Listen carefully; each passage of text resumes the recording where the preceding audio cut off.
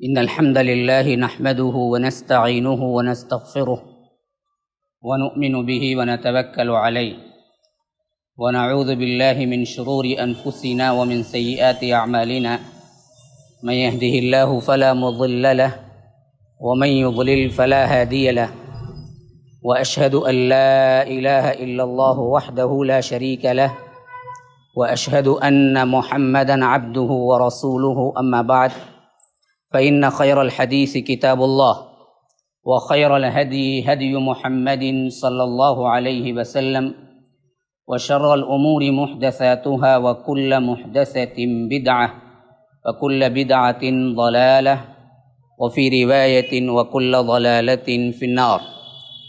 فأعوذ بالله السميع العليم من الشيطان الرجيم من همزه ونفثه ونفخه لا تحرك به لسانك لتعجل به إن علينا جمعه وقرآنه فإذا قرأناه فاتبع قرآنه ثم إن علينا بيانه.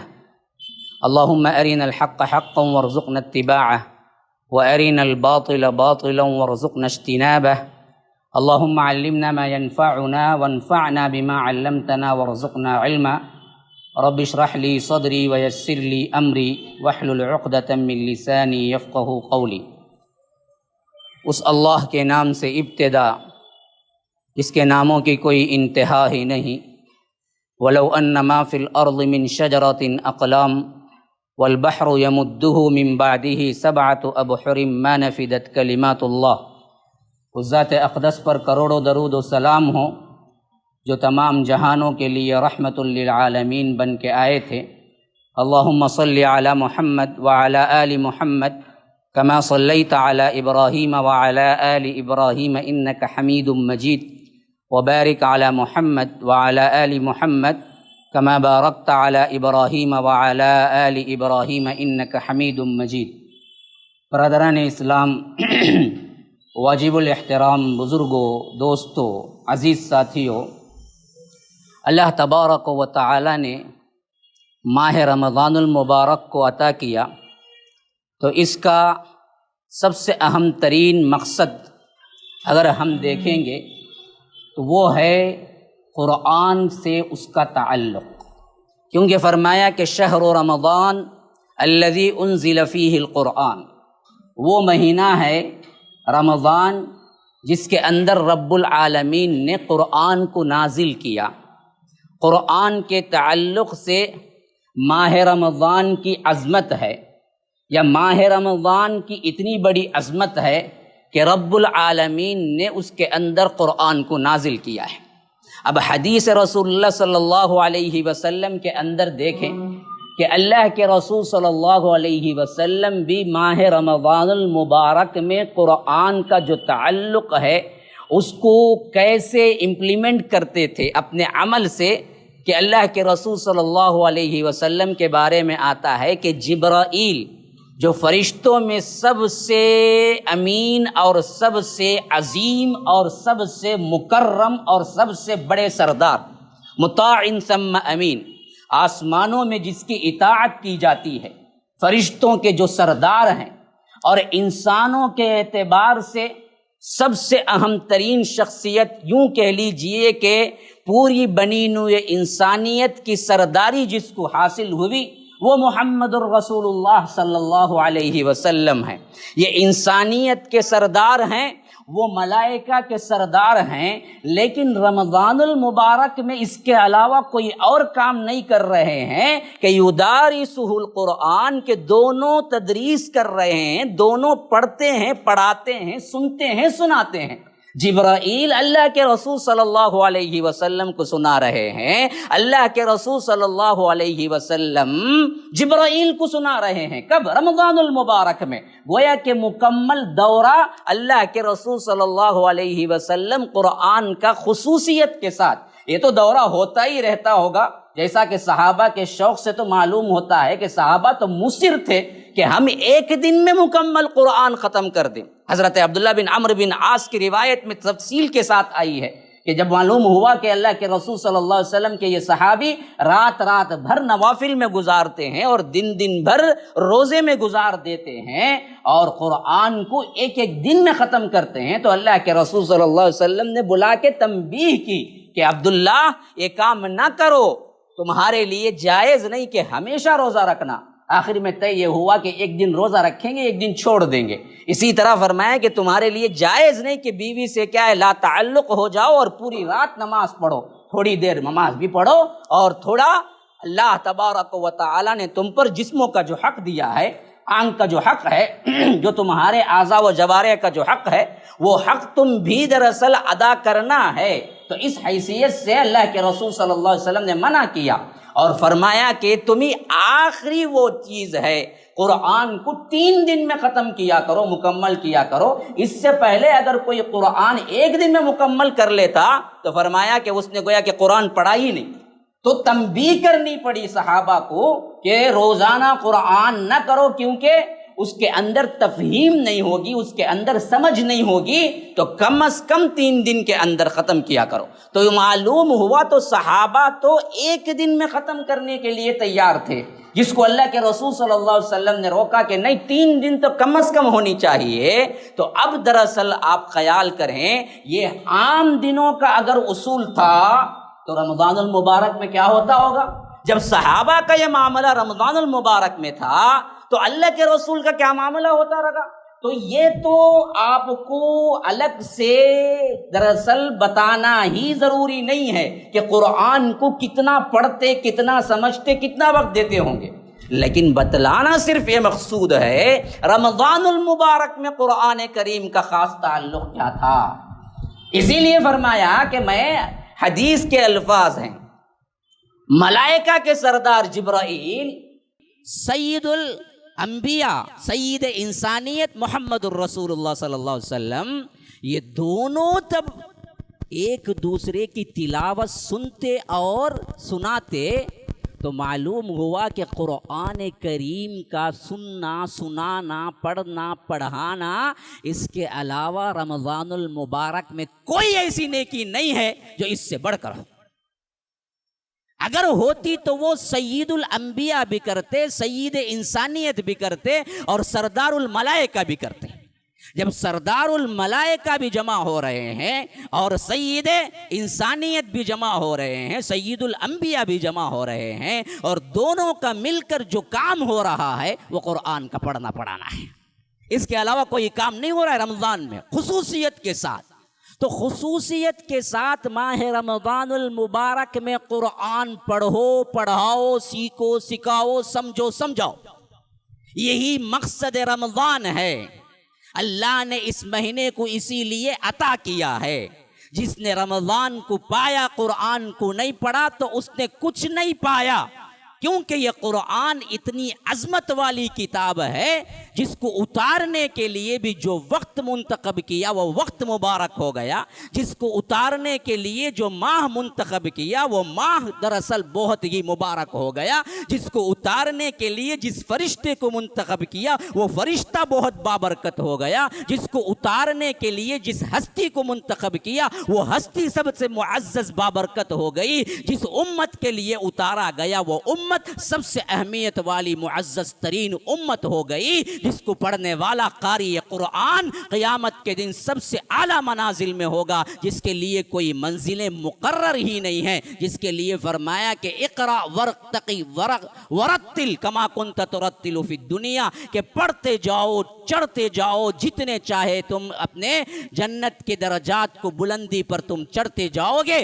تمہاری آخری منزل وہی ہوگی جہاں پر تمہاری قرآن کی آخری آیت ہوگی۔ تو مسلمانوں، جس کو قرآن کچھ یاد نہیں ہے، قرآن جس نے پڑھا نہیں ہے، قرآن جس نے سمجھا نہیں ہے، قرآن جس نے تلاوت نہیں کی ہے، قرآن جس نے حفظ نہیں کیا ہے، تو قیامت کے دن جنت میں داخلہ نصیب بھی ہو جائے، اللہ تبارک و تعالی ہم سب کو جنت میں داخلہ نصیب فرمائے، لیکن بلندی قرآن درجات جنت کے ساتھ ہیں، قرآن کی تمہاری تلاوت تمہارے درجات کو بلند کرتی ہے، تو ایک آیت جس کے دل میں نہیں ہے وہ قبرستان سے بدتر ہے وہ دل، تو وہاں کیا پڑھو گے جب رب فرمائے گا کہ اقرا میرے بندے اقرا، پڑھو پڑھو، اب تمہارے درجات ہم بلند کرتے جائیں گے۔ تمہارے پاس قرآن کی ایک آیت یاد نہیں ہے، 4 سورتوں کے علاوہ کوئی سورت یاد نہیں ہے، کوئی تم نے تدبر نہیں کیا ہے، تفکر نہیں کیا ہے، پڑھا نہیں ہے، سمجھا نہیں ہے، اس کے ساتھ اپنا لگاؤ اپنا تعلق نہیں بتایا ہے، تو بتاؤ کیا حال ہوگا۔ اسی کے لیے رب نے رمضان خصوصیت سے عطا کیا کہ کم از کم اس کے اندر اس تعلق کو مضبوط کرو، کیونکہ تمہاری سب سے پہلی منزل جہاں سے دنیا چھوڑ کے تم جاتے ہو وہ قبر کی منزل ہے، اور اس منزل میں سب سے پہلا تمہارے ساتھ جو سلوک ہوگا وہ قرآن کے تعلق کی بنیاد پر ہوگا، وہ قرآن کے تعلق کی بنیاد پر ہوگا۔ مشہور ترین تو 3 سوالات ہیں کہ من ربک ما دینک من نبیک، لیکن ترمذی کی روایت شاہد ہے کہ ایک اور سوال بھی اس کے ساتھ ایکسٹرا ہوتا ہے، گویا کہ ہم کو کہنا چاہیے قبر کے 3 سوالات نہیں، قبر کے 4 سوالات ہیں۔ جو 4واں سوال ہے وہ دراصل ان 3 سوالوں پر سے بھی زیادہ اہمیت رکھتا ہے، کیونکہ اس کے بعد کی لے کے برزخ کی لمبی زندگی میں تم عذاب پاؤ گے یا نعمتیں پاؤ گے، اس کا انحصار یہ 4تھے سوال پر ہے، جو کہ اللہ کے رسول صلی اللہ علیہ وسلم ذکر کرتے ہیں کہ کوئی بندہ جب دفنا دیا جاتا ہے، آج تو کیا ہے ہم اپنی آنکھوں سے کس طرح لوگ اٹھتے دیکھ رہے ہیں، یہ وبائیں یہ بلائیں ہمیں کیا ہے موت کو بہت نزدیک کر دی ہیں، اور ہر بندہ سمجھ سکتا ہے کہ چلتا پھرتا پتہ نہیں کتنے منٹوں کے اندر منو مٹی کے اندر چلا جائے گا،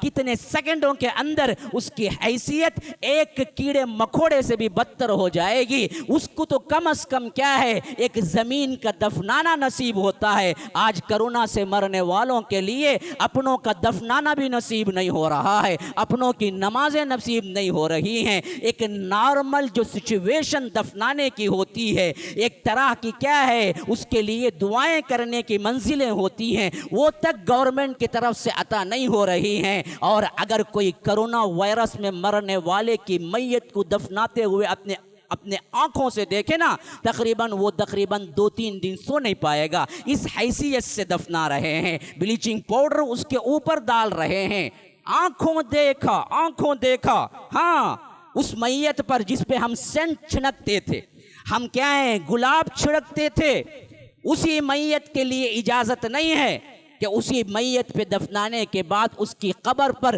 پھولوں کا جو رواج تھا، پھول تو پھول ہیں، میں نے اپنی آنکھوں سے دیکھا بلیچنگ پاؤڈر اس کے اوپر ڈالا جا رہا ہے، اس کی قبر پر بھی بلیچنگ پاؤڈر ڈالا جا رہا ہے۔ یہ حیثیت ہے دنیا کی، یہ حیثیت ہے جسم کی، یہ حیثیت ہے اس اللہ تبارک و تعالی نے جو جسم تمہیں عطا کیا ہے اس پر، تو اصل تمہارا جسم نہیں ہے مسلمانوں، تمہاری روح ہے۔ اگر جسم سے یہ سلوک ہوتا اور جسم اصل ہوتا تو یاد رکھو پھر تو انسانیت مر جاتی، پھر تو انسان جینے سے بیکار ہو جاتا۔ تو اصل جسم نہیں ہے، اصل روح ہے، جسم کے ساتھ جو سلوک ہو وہ کر لیا جائے، لیکن روح اپنی ہے اور وہ رب العالمین کے پاس پہنچتی ہے، اور وہاں اس کا سلوک وہی معزز طریقے سے ہوتا ہے جس کا وہ اعمال کے ساتھ اس کا حقدار ہوتا ہے۔ جو کرونا میں مرے وہ فلاں میں مرے یا کسی اور میں مرے، لیکن اگر وہ اللہ کا نیک بندہ تھا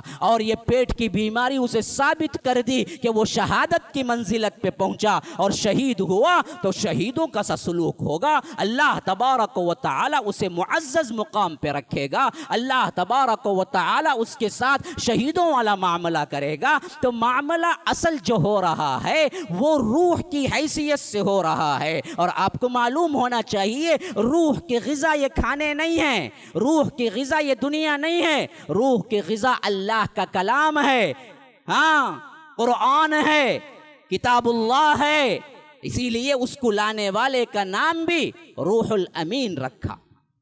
جبرائیل کا نام کیا ہے؟ جبرائیل کا نام ہے روح الامین۔ کیا مطلب؟ روح کو لاتے تھے، روح کیا روح؟ ہر نبی کے پاس جو وحی اللہ تبارک و تعالی کی طرف سے لائے وہی فرشتے ہیں، جن کا نام روح الامین ہے، جن کا نام جبرائیل ہے۔ تو اصل چیز تو یہ ہے، اس کو پکڑو، اللہ تبارک و تعالی کے دربار میں مقرب ہو جاؤ۔ رمضان المبارک کا جو مہینہ آ رہا ہے اس کو ضائع نہ کرو، قرآن کے ساتھ اس کے تعلق کو استوار کرو، کیونکہ اللہ کے رسول صلی اللہ علیہ وسلم نے بھی ماہ رمضان المبارک میں اسی کو سب سے زیادہ اہمیت دی کہ اس قرآن کو نازل ہی اس واسطے کیا کہ رب العالمین فرماتا ہے کہ ان ھذا القرآن یہدی للتی ہی اقوم۔ یہ قرآن نازل ہوا ہے اس واسطے کہ تمہیں سیدھے راستے کی طرف رہنمائی کرے۔ یہ تمہاری روح کا بھی اور تمہارے جسم کا بھی دونوں کے لحاظ سے شفا کا منبع ہے۔ سر چشمہ شفا، خواہ وہ روح زخمی ہو خواہ وہ جسم، ان دونوں کا تعلق قرآن سے ہے۔ یہ میں کہہ رہا ہوں، قرآن کہہ رہا ہے وَنُنَزِّلُ مِنَ الْقُرْآنِ مَا هُوَ شِفَاءٌ۔ ہم نے اس قرآن کو نازل کیا ہے، کیا ہے وہ شفا ہے۔ وَرَحْمَةٌ لِّلْمُؤْمِنِينَ، شفا کے ساتھ ساتھ مومنین کے لیے رحمت ہے۔ شفا کون سی شفا مراد ہے؟ اگر ہدایت نہیں ہے تو ہدایت دینے والی شفا ہے، گمراہی ہے تو اس کے بدل میں آپ کو رہنمائی کی شفا ہے، لیکن صرف اور صرف ہدایت کے لحاظ سے شفا نہیں۔ مفسرین اس آیت کے نتیجے میں کہتے ہیں کہ یہ امراض جسماں کے لیے بھی شفا ہے۔ اللہ کی قسم، قرآن سے شفا ہوتی ہے، بخاروں کی شفا ہوتی ہے، بلاؤں کی شفا ہوتی ہے، وباؤں کی شفا ہوتی ہے، ہر ایک بیماری کی شفا ہوتی ہے۔ اگر کرونا وائرس کے ناطے آپ کو بند بھی کر دیا جائے تو قرآن کو تو بند نہیں کیا جا سکتا نا جی۔ لاک ڈاؤن ڈال دیا جائے تو قرآن کو تو لاک ڈاؤن نہیں ڈالا جا سکتا نا جی۔ اس کے تعلق کو تم گھر میں بھی استوار کر سکتے ہو، تمہاری آفس میں بھی استوار کر سکتے ہو، تمہارے تنہائی میں بھی تعلق پیدا کر سکتے ہو۔ جہاں جہاں تمہیں موقع ملے اس قرآن کے ساتھ جڑ جاؤ۔ مقصد یہی ہے کہ تم قرآن پڑھو، پڑھاؤ، سمجھو، سمجھاؤ۔ میں سمجھتا ہوں بیٹھنے والوں میں 99% وہ لوگ ہوں جو قرآن کو پوری ترجمے کے ساتھ پورا قرآن نہیں پڑھے ہوں گے۔ پہلے تو ترجمہ نہیں، خالی قرآن مکمل کرنے والے نکل جائیں گے 1 2 3، اردو ٹائپ میں پڑھنے والے شاید زیادہ نکل جائیں گے۔ اصل قرآن جس پہ نازل ہوا ہے اسی طرح قرآن پڑھ کے مکمل قرآن ختم کیا زندگی میں تو وہ بہت کم ہوں گے یا تو حفاظ ہوں گے۔ میں پوچھتا ہوں ان حفاظ سے بھی اور ان لوگوں سے بھی جنہوں نے پڑھنے کا دعویٰ کیا ہے، ترجمے کے ساتھ کبھی پوری زندگی میں پورا قرآن پڑھا؟ پورا قرآن ترجمے کے ساتھ پڑھ لیا ہے؟ کوئی تشریح نہیں ہے، کوئی ایکسپلینیشن نہیں ہے، کم از کم ترجمہ۔ اگر آپ کو انگلش آتی ہے تو انگلش میں، اگر اردو آتی ہے تو اردو میں، تمل ہے تو تمل میں، کوئی زبان میں صرف اتنا بتا دیجئے دل پہ ہاتھ رکھ کے کہ ہم نے اپنی زندگی کے 50 40 45 60 جتنے بھی ہیں، میں نے 1 مرتبہ تو پورا قرآن ترجمے سے پڑھ لیا۔ بتا دیجئے کتنے ہوں گے؟ اب اس قرآن کو یہاں پر اس رمضان میں تہیہ کرو کہ 1 مرتبہ تو مکمل پڑھ لو گے۔ ترجمے قرآن ضروری ہے، قرآن پڑھنا بھی ہے، لیکن اس کو سمجھنا اس سے زیادہ ضروری ہے۔ کتاب انزلناہ الیک مبارک لیدبروا آیاتہ، ہم نے اس قرآن کو نازل کیا ہے اللہ کے رسول آپ کی طرف، یہ بڑی مبارک آیتیں ہیں، لیکن کب، کیسے؟ لیدبروا آیاتہ۔ دیکھیے یہاں پر سمجھ نہیں استعمال کیا، فرمایا کہ تدبر۔ تدبر تو اس وقت پیدا ہوتا ہے نا جی جب آپ اس کو سمجھ کر غور و فکر کرنے بیٹھیں گے نا، تب ہے تدبر کی ابتدا۔ تو اللہ کہتا ہے ہم نے اس قرآن کو نازل کیا اس واسطے کہ تم اس پر تدبر کرو۔ ہم نے تو پڑھا ہی نہیں ہے، سمجھا ہی نہیں ہے، تو تدبر کہاں کریں گے؟ اللہ تو قرآن کو تدبر کرنے کے لیے اتارا اور کہہ رہا ہے کہ ہم نے تدبر کے لیے اس کو اتارا، لیکن ہم کہتے ہیں ہم پڑھتے ہی نہیں ہیں، اور جو پڑھتے ہیں وہ سمجھتے ہی نہیں ہیں۔ آپ صبح سویرے نیوز پیپر لے کے بیٹھ گئے، 6 گھنٹے سے لے کر 10 گھنٹے تک ہر ایک خبر چھان ماری، اور 10 گھنٹے کو آپ کا دوست آیا، پوچھا کہ کیا ہے، کیا خبر ہے، کب سے بیٹھے ہو؟ نہیں بھائی، فجر کے بعد آ کے نیوز پیپر لے کے بیٹھا۔ اچھا کیا خبر ہے؟ نہیں جی کچھ نہیں پتا، بس پڑھ لے کو ہوں۔ کیا بولیں گے؟ پاگل نہیں بولیں گے؟ ارے 6 سے لے کر 10 تک پڑھا ہے، کیا پڑھا؟ آپ نے کہا کہ میں نے یہ کتاب پڑھ لی، میں نے یہ کتاب پڑھ لی، اور پوچھنے والے نے پوچھا کہ کیا لکھا ہے؟ ارے نہیں بھائی پڑھا میں، کیا بھی سمجھا نہیں۔ تو پڑھیا کیوں بولا؟ پوچھیں گے نہیں پوچھیں گے؟ پڑھا کیوں بولا؟ پڑھنے کا مطلب ہی سمجھنا ہوتا ہے۔ کوئی کہے کہ میں نے پڑھ لیا یہ کتاب، تو معلوم ہوتا ہے کہ میں نے اس کو سمجھ لیا، میں نے اس کی باتیں کو اپنے اندر اتار لیا۔ قرآن ہی کے ساتھ یہ سلوک ہے منافقانہ، جس میں ہم پڑھنے کا دعویٰ کرتے ہیں لیکن سمجھ سے بالکل کورے، اور کہتے ہیں کہ ہم نے پڑھ لیا۔ یہ بات نہیں کہ پڑھنے پر ثواب نہیں ملے گا، ملے گا، ہے اس کی عظمت، تلاوت کی اپنی ایک عظمت ہے، لیکن خالی تلاوت سے آپ کی زندگیوں میں تبدیلی آئے گی؟ اللہ تبارک و تعالی نے یہ حکم نہیں دیا کہ افلا یتدبرون القرآن ولو کان من عند غیر اللہ لوجدوا فیہ اختلافا کثیرا، کہ اس قرآن پر غور و فکر نہیں کرتے، تدبر کیوں نہیں کرتے؟ اسی طرح فرمایا سورہ محمد کی آیت میں افلا یتدبرون القرآن ام علی قلوب اقفالها، کیا تم اس قرآن پر تدبر نہیں کرتے کہ تمہارے دلوں پر کیا قفل لگ گئے ہیں؟ تو یاد رکھیے یہ قرآن کی طرف رب العالمین دعوت دے رہا ہے، یہ قرآن کی طرف رب العالمین آپ کو تمام تر توجہ اسی طرف۔ کتنی آیات ہیں جو قرآن کے قسموں سے شروع ہوتی ہیں، الف لام میم ذالک الکتاب، کیوں فرمایا؟ اس کتاب میں کوئی شک نہیں ہے، پڑھو اس کو، الف لام میم صاد کتاب انزلناہ الیک۔ تو اللہ تبارک و تعالی نے اس قرآن کو ہمارے لیے نجات کا ذریعہ بنایا، اور اسی قرآن کو چھوڑنے کی وجہ سے تمہارے لیے جہنم ہے، اور تمہارے خلاف محمد الرسول اللہ صلی اللہ علیہ وسلم اٹھ کھڑے ہوں گے۔ وقال الرسول یا رب ان قوم اتخذوا هذا القرآن مہجورا، رسول کہے گا اے میرے رب یہ ہے وہ قوم جس نے قرآن کو چھوڑ دیا، اس پر مقدمہ دائر ہوگا۔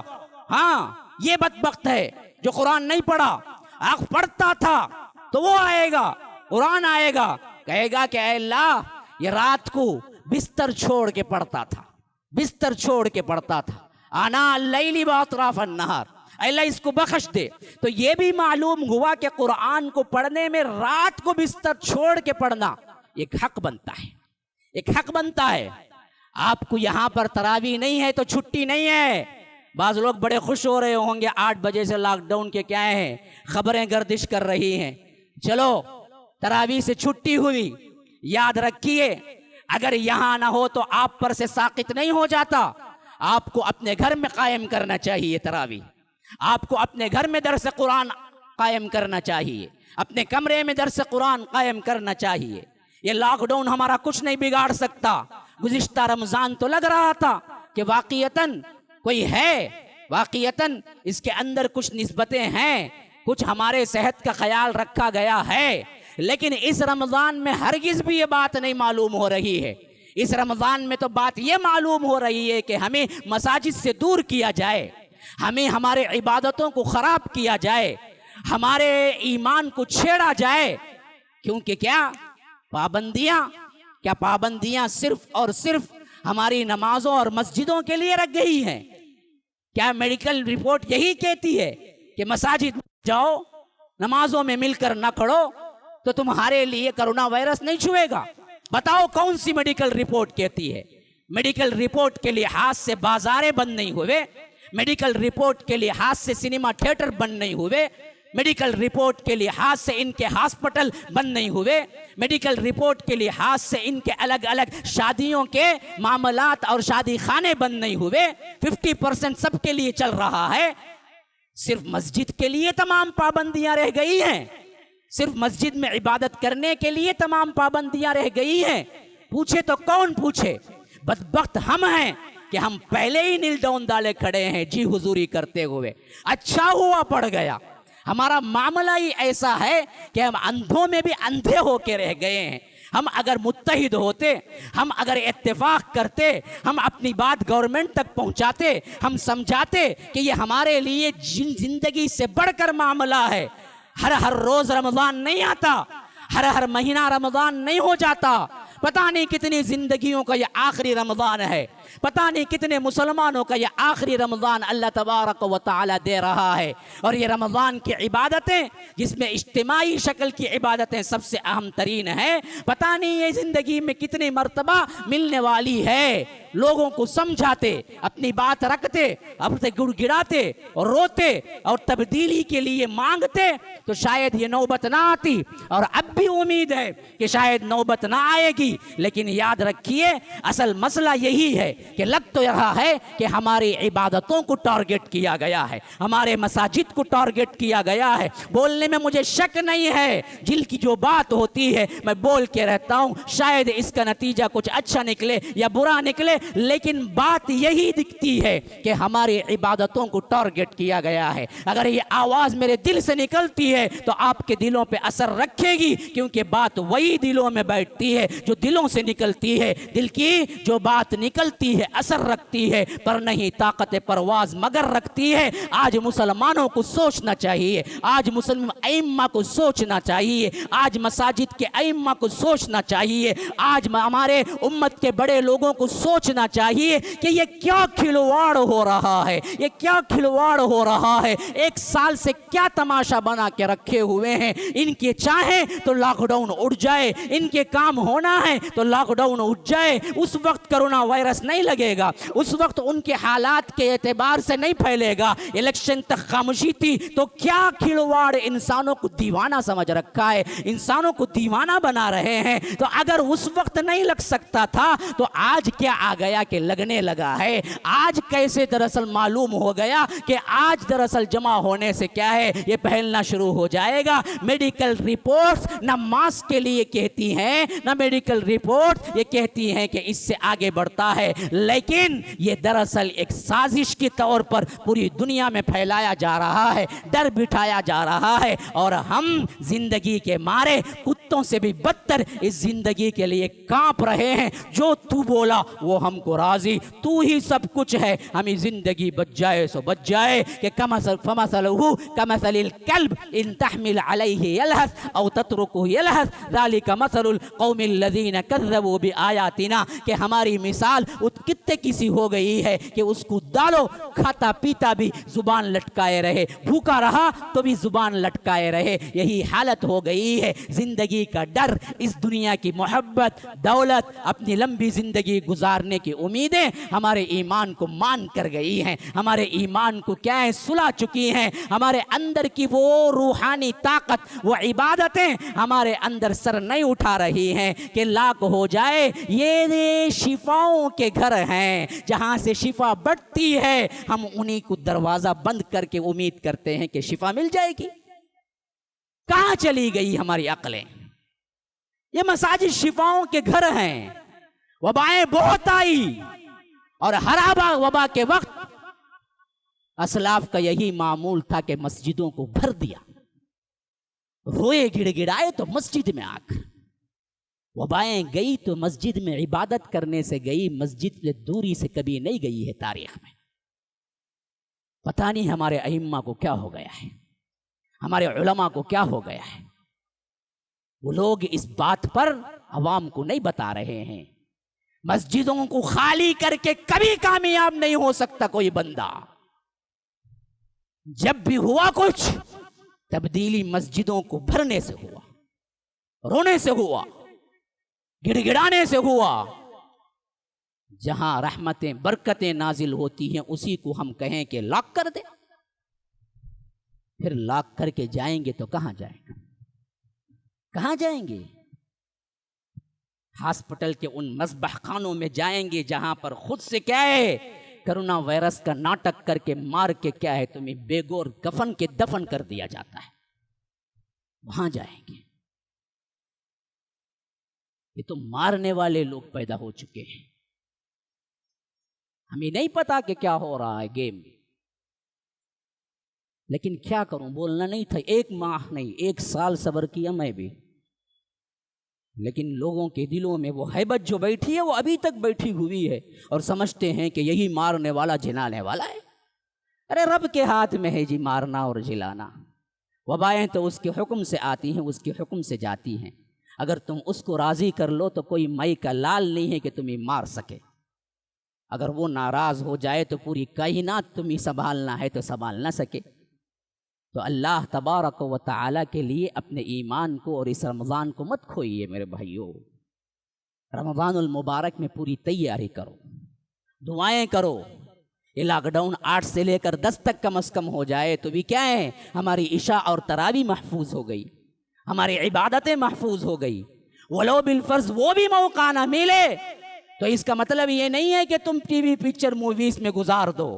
اپنے گھروں کو درس قرآن کا مرکز بناؤ، مقررہ وقت رکھو، ایک جز کا ترجمہ پڑھو کم از کم، اور اس طرح پورے 30 یا 29 راتوں کے اندر قرآن کو مکمل کرو. یہ ذمہ داری بناؤ ابھی سے، اور رب سے وعدہ کرو کہ اے اللہ ان کے شرور و فتن سے ہمیں بچا، اور جو لوگ یہ 8 کا رکھے ہوئے ہیں اس کو اللہ تبارک و تعالی ہٹا کے ہمیں 10 تک کا اگر موقع مل گیا تو اے اللہ ہم تیرے سے وعدہ کرتے ہیں کہ ہم رمضان المبارک میں پورا ایک دن میں ایک جز پڑھ کے ختم کریں گے. یہ وعدہ کرو رب سے، شاید اللہ تبارک و تعالی کی رحمت آ جائے. کرتے ہو؟ ہاں انشاءاللہ میں بہت بڑی طاقت ہے.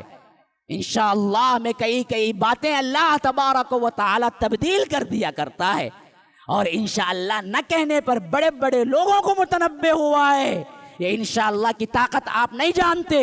مشرکین نے پوچھا ایک سوال اور کہا اگر تم نبی ہو تو بتلا دو، اور محمد الرسول اللہ کے زبان سے نکل گیا کہ کل بتلا دوں گا، کل بتلا دوں گا. امید یہی تھی کہ جبرائیل آئیں گے، وحی لائیں گے، میں پوچھوں گا سوال کا جواب اور کہہ دوں گا. اور کل کی آنے والی وحی نہ کل آئی نہ پھر آئی. 1 گزرا، 2 گزرا، 3 گزرے، 4 گزرے، 5 دن ہو گئے، 6 دن ہو گئے، 7 دن ہو گئے، 8 دن ہو گئے، 9 دن ہو گئے. ادھر رسول پریشان، ادھر مشرکین مکہ اللہ کے رسول کو مذاق بنائے ہوئے. کل کہنے والے تھے، کیا ہوا؟ کیوں جواب نہیں؟ اور اللہ کے رسول پریشان، کہیں رب ناراض تو نہیں ہو گیا، وہی کیوں نہیں آ رہی ہے؟ 15 دن مکمل ہو گئے. پھر اس کے بعد وحی آئی تو کیا آئی پتہ ہے؟ وَلَا تَقُولَنَّ لِشَيْءٍ إِنِّي فَاعِلٌ ذَلِكَ غَدًا إِلَّا أَن يَشَاءَ اللَّهُ. اے نبی جب بھی کوئی کام کرنے کا ہو تو کہو کہ انشاءاللہ. اگر انشاءاللہ کہتے تو دوسرے دن وحی آ جاتی، لیکن اس وقت اللہ کے رسول نے نہیں کہا، بھولے سے بھول گئے. اللہ نے 15 دن وحی کو ٹال دیا. انشاءاللہ بہت بڑی برکت ہے، انشاءاللہ بہت بڑی برکت ہے. حضرت سلیمان آئے، کہا کہ میری 100 بیویاں ہیں، 100 سے ملاقات کروں گا اور 100 مجاہد بچے پیدا ہوں گے. اللہ کی راہ میں اپنے 100 بیٹوں کو بھیجوں گا. بعضو وزیر تھے، کہا کہ انشاءاللہ کہہ لیجئے، لیکن شیطان نے بھلا دیا، نہ کہا. 100 بیویوں کے 100 بچے تو کیا پیدا ہوتے؟ کسی بیوی کو کوئی بچہ پیدا ہی نہیں ہوا، اور ایک بیوی کو بچہ پیدا ہوا، اور وہ بھی وضع حمل کے وقت آدھا تھا، مردہ پیدا ہوا، پورا مکمل نہیں بنا تھا. حدیث میں آتا ہے اللہ نے یہ یاد دلانے کے لیے کیا تھا کہ سلیمان نے کہتے وقت انشاءاللہ نہ کہا. اگر وہ انشاءاللہ کہہ دیتے اللہ 100 بچے بھی دیتا، 100 مجاہد بن کے اللہ کے راہ میں نکل جاتے. انشاءاللہ میں بڑی طاقت ہے. سورہ نون کے اندر اللہ کہتا ہے بستی والے نکلے اور کل کھیتی کاٹنی تھی، اور سب نے ارادہ کیا کہ ہم کھیتی کاٹیں گے اور بہت بڑا غلہ لے جائیں گے. اللہ کہتا ہے وَلَا يَسْتَثْنُونَ. انہوں نے انشاءاللہ نہیں کہا، اور اس کھیتی کو راتے رات اللہ نے جلا کے راکھ کر دیا. اور یہ پہنچے کھیتی کے پاس تو کہا کہ ہم تو دوسری جگہ آ گئے، شاید یہ تو ہماری کھیتی ہی نہیں ہے. لیکن ایک اچھا تھا ان تینوں میں، 3 بھائیوں میں ایک بھائی اچھا تھا، اس نے کہا کہ نہیں یہ وہی جگہ ہے، لیکن تم نے انشاءاللہ نہیں کہا، اس واسطے اللہ نے یہ دولت تم سے چھین لی۔ تو یاد رکھیے یہ انشاءاللہ میں بڑی طاقت ہے۔ اللہ تبارک و تعالی ہمارے انشاءاللہ کو قبول کر لے، ہمارے انشاءاللہ کو قبول کر لے، اس قبولیت کے درجے میں ہمارے گناہوں کو معاف کر کے ہمیں اس رمضان المبارک میں آگے بڑھنے کی توفیق عطا فرمائے۔ عبادتوں پر اللہ تبارک و تعالی نے جو اجر رکھے ہیں وہ ہم سے محروم نہ رکھے۔ دعائیں کرتے رہیں، اللہ پر توکل رکھیں، اس کے ساتھ عبادتوں میں لگ جائیں۔